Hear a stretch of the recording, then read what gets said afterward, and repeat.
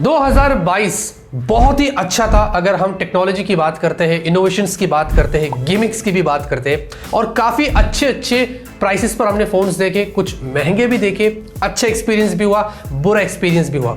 आज का वीडियो उन्हीं पर हम बात करेंगे और एक बड़ी सी हमने 15 पॉइंट्स की फीडबैक लिस्ट बनाई है कि क्या क्या गलतियां ब्रांड्स ने 2022 में करी है, जिसको वो इंप्रूव करके 2023 में अपने फ़ोन्स में डालेगी तो हमारा यूज़र एक्सपीरियंस बढ़ेगा और डेफिनेटली ब्रांड की वैल्यू भी बढ़ेगी। हम अवार्ड्स के बारे में आज बात नहीं करेंगे, हर साल हम यही करते थे, बट ये वीडियो मुझे लगता है कि उससे कई ज़्यादा इंपॉर्टेंट है, जहां पर हम ऑडियंस की यानी कि आपके हित में बात करेंगे, जिसमें मैं हमेशा बिलीव करता हूं क्योंकि आप हैं तो हम हैं और ब्रांड है। अगर आप नहीं है तो ना हमारी वैल्यू है और ना ही ब्रांड की वैल्यू है। इसलिए जनता सबसे पहले होती है, बाद में हम और ब्रांड। और आज हम उन्हीं पॉइंट्स पर जो आप डेली फेस करते हैं एक पर्टिकुलर स्मार्टफोन पर, उन्हीं पर फोकस करके आगे ब्रांड को फीडबैक देगी। लेकिन इस वीडियो में आगे बढ़ो उससे पहले एक इंपॉर्टेंट चीज आपको बता देता हूं, सिर्फ वीडियो के जरिए ही नहीं, हमने पर्सनली भी ये सारे पॉइंट्स ब्रांड को भेज दिया है। हमारे उनके कॉन्टैक्ट्स रहते हैं और उनको बोला है कि इस पर काम करिए, क्योंकि वो काम करेंगे।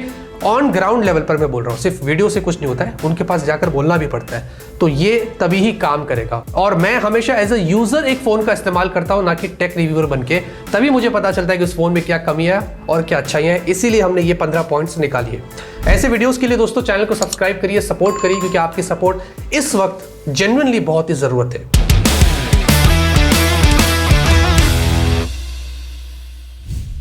पहला पॉइंट, अंडर 10,000 कैटेगरी पर ब्रांड्स को इंडिया के अंदर टाइप सी पोर्ट को मैंडेट कर देना चाहिए अपने फोन के अंदर। गवर्नमेंट को भी ऐसा रेगुलेशन लाना चाहिए कि अगर वो नहीं करती है उनको पेनलाइज करना चाहिए, क्योंकि माइक्रो यूएसबी पोर्ट बहुत पुराना स्टैंडर्ड है। और अगर आपके पास ये फोन होता है जो सबसे यूनिक होगा, क्योंकि ज्यादातर लोगों के पास टाइप सी होता है और चार्जर में गड़बड़ी हो गई तो टाइप सी केबल उस पर नहीं लगेगा, प्रॉब्लम हो जाएगी, फिर एक नया चार्जर खरीदो, उसके लिए वेट करो, बहुत इशू है। तो ये चीज हमने नोटिस किया। काफी सारे ब्रांड्स आजकल वैसे नहीं देती, लेकिन कुछ कुछ दे रही है, जिन पर मुझे लगता है कि एक रोक लगानी चाहिए और टाइप सी को मैंडेट ही कर देना चाहिए, ऐसा मुझे लगता है।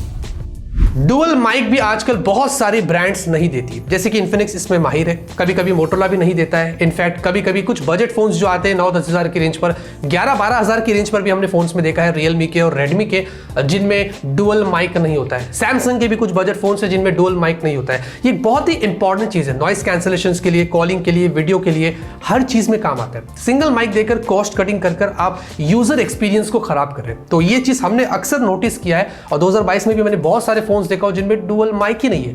ब्रांड से रिक्वेस्ट करते हैं कि प्लीज एक माइक के साथ दूसरा भी लगा दीजिए, ये बहुत ही इंपॉर्टेंट फीचर है। गिमिक्स, जी हाँ, 2 मेगापिक्सल लेजेंडरी सेंसर्स को किल कर दीजिए। और अगर आपने 108 मेगापिक्सल 200 मेगापिक्सल दिया तो उसके साथ 8 और 2 को लगाना बंद कर दीजिए। कितने तो ऐसे लेजेंड है जो 64 के साथ 2-2 लगाते हैं या 50 के साथ 2-2 लगाते हैं। इन 2-2 की हमें कोई जरूरत नहीं है, आप सिर्फ एक प्राइमरी सेंसर पर काम करिए। इनफैक्ट वीवो कभी कभी क्या करता है कि जो उनका अल्ट्रावेट सेंसर होता है उसमें ही आपको मैक्रो और डेप्थ दे देता है, तो आप एक सेंसर में 2 चीजों का इस्तेमाल कर सकते हैं। 3-4 कैमरा बढ़ाकर गिमिक करके मुझे लगता है कि लोगों को गुमराह करना बहुत ही गलत बात है। और हमेशा से मैंने, चाहे वो पेड वीडियो हो, नॉन पेड वीडियो हो, मैंने क्रिटिसाइज किया ही किया हूं। आप जाके मेरे वीडियोस देख सकते हैं। ये चीज अगर ब्रांड खत्म कर देगी, यूजर के हित में सोचेगी, तो लोग भी खुश होंगे और उनके फोन्स भी, उनकी वैल्यू भी बढ़ जाएगी।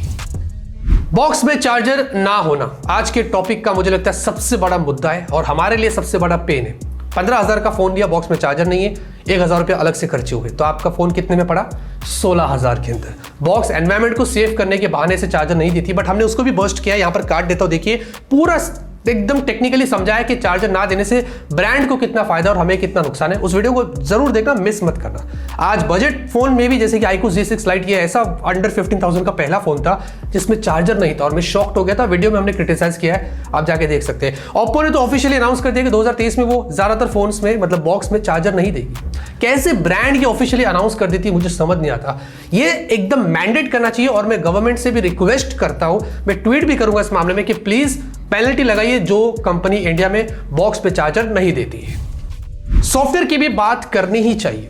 अगर सिक्योरिटी पैचेस की बात करते तो बहुत कम ऐसी ब्रांड है फिलहाल के लिए जो अपडेट्स के मामले में बहुत पीछे हो चुकी है। यानी कि 3-3, 6-6 महीने में तो सिक्योरिटी पैचेस ना आते हैं। ईयरली ओएस तो भूल जाइए, ब्रांड तो 2-2 साल तक ईयरली ओएस अपडेट्स देती नहीं है और गायब हो जाती है। इसी तरीके से मुझे लगता है कि ब्रांड को प्रॉपर सिक्योरिटी अपडेट्स भी देना चाहिए और जो प्रॉमिस किया है 3 साल 4 साल, उस पर खरे रहना चाहिए। अगर फोन की कीमत 15,000 से ऊपर है तो मुझे ऐसा लगता है कि मिनिमम 6 GB की रैम या 4 GB की रैम होनी चाहिए और 128 GB स्टोरेज होनी ही चाहिए। मैंडेट कर देना चाहिए। मानते हैं कि 5G होता है, बहुत कॉम्प्रोमाइजेस होते हैं, लेकिन स्टोरेज को लेकर कॉम्प्रोमाइज नहीं करनी चाहिए और उसी में डुअल स्टेरियो स्पीकर्स भी कंपलसरी ही कर देना चाहिए, ऐसा मुझे लगता है। हाई वोल्टेज चार्जिंग 120, 180, 210, बाप रे बाप, इस पर ज्यादा फोकस करके बैटरी लाइफ को खराब करती है यही स्मार्टफोन ब्रांड। 5000 mAh देती है मुझे पता है, लेकिन हाईएस्ट वोल्टेज चार्जिंग के चक्कर में 4500 कभी कभी होता है, कभी 4300 होता है। बहुत कम ब्रांड्स है जो 5000 के साथ हाईएस्ट वॉट चार्जिंग का सपोर्ट देती है, लेकिन आप बैटरी पर ज्यादा फोकस नहीं करते, फास्ट चार्जिंग पर ज्यादा फोकस करते हैं, ये मुझे लगता है बहुत गलत है। 67 वॉट मेरे हिसाब से सफिशिएंट है for a smartphone. 5000 mAh battery, 67 what. अगर सारी ब्रांड्स बजट में यही देती है, 5 साल तक भी दे, एग्जाम्पल दे रहा हूं, तो हमें कोई प्रॉब्लम नहीं है। स्टेबिलिटी के नाम पर ब्रांड ने बहुत काटा है हमारा।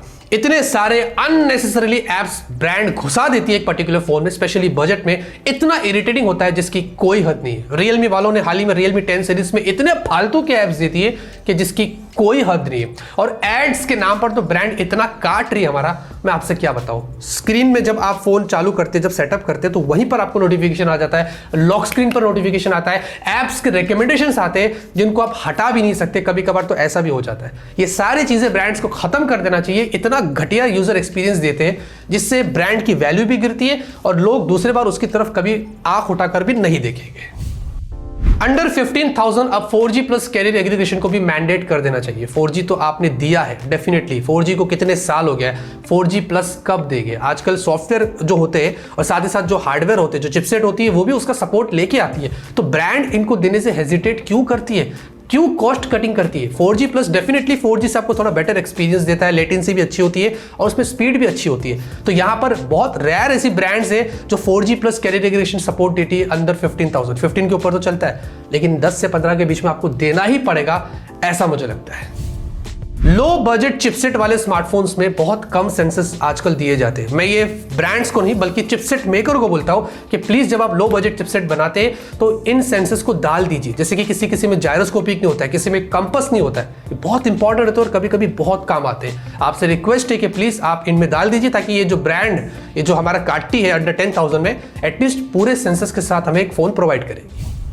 वर्चुअल रैम के भी ऐसे गिमेगा भाई, 8+8, 12+8, 6+8। आपको लगता है कि फोन में 12 GB की रैम है और एडवर्टाइज भी वो लोग वैसे ही करते। तो एक फोन लेने जाते तो हमें लगता है इसमें तो बोला तो 12 GB है, हमारा तो कट गया भैया।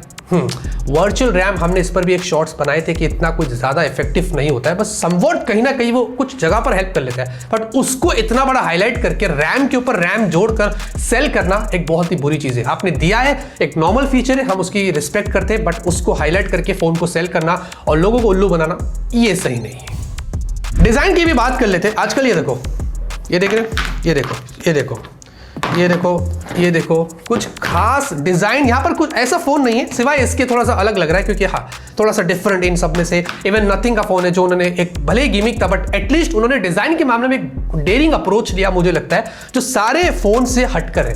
डिजाइन को लेकर एक्सपेरिमेंट करिए, कैमरे 2-2 मेगापिक्सल देने से अच्छा ओ स्मार्टफोन ब्रांड डिजाइन पर एक्सपेरिमेंट करिए, अच्छे डिजाइन वाले फोन दीजिए ताकि आई अट्रैक्टिव रहे, चाहे वो बजट में ही क्यों ना, एटलीस्ट डिजाइन ही देखकर लोग फोन ले लेंगे आपके।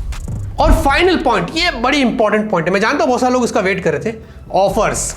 ऑफर्स को लेकर इतना काटा जाता है। एक फोन 30,000 में लॉन्च होता है, 5,000 इसका ऑफ, 2,000 कैशबैक, 3,000 इसका ऑफ, सीधे 20,000 कर देते हैं। हम जब देखते हैं तो 20,000 का बैनर लगा रहता है, अरे क्या बात है। हम जब लेने जाते तो 5,000 का कार्ड लगाएगा तो ऑफ मिलेगा, उसके अंदर ये करेगा तो ऑफ मिलेगा, उसके अंदर वो करेगा तो ऑफ मिलेगा, जबकि हमारे पास वो चीज़ें होती नहीं है। लेना तो 30,000 में पड़ेगा, लेकिन एडवर्टाइज किया जा रहा है 20,000। ये बहुत ही घटिया मार्केटिंग स्ट्रैटेजी है जो मुझे लगता है कि यूजर्स को क्लियरली आप झांसा दे रहे हैं। सभी के पास कार्ड्स नहीं होते, सभी के पास तरीके नहीं होते। हम जो नॉर्मल यूजर्स है वो नॉर्मल तरीके से ही फोन लेते हैं। अगर आप में गट्स है तो उस प्राइस पर लॉन्च करिए, तो एडवर्टाइज करिए, तो हम बोलते हैं कि हाँ भाई ये उन्होंने कोई बात करी है। और फाइनल ये बोनस है भाई, ये हमने डिसाइड नहीं किया था, ये अचानक आ गया, ये साकिब बोल रहा है बोल दीजिए। तो बेसिकली ब्रांड को 15,000 के ऊपर तो अब एमोलेड को मैंडेट कर देना चाहिए, एमोलेड डिस्प्ले होना चाहिए और उसमें 90 या इधर 120 हर्ट्ज तो देना ही चाहिए। इवन मैं एग्री करता हूँ साकिब से, ये पॉइंट मुझे अच्छी लगी इसलिए मैंने आपसे शेयर किया।